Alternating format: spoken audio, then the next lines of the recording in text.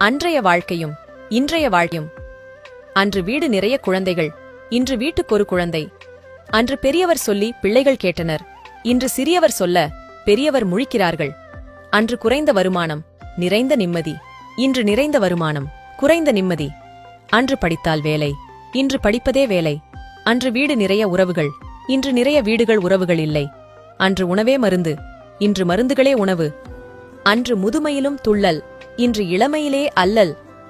அன்று உதவிக்கு தொழில்நுட்பம், இன்று தொழில்நுட்பம்தான் எல்லாம். அன்று யோக வாழ்க்கை, இன்று எந்திர வாழ்க்கை.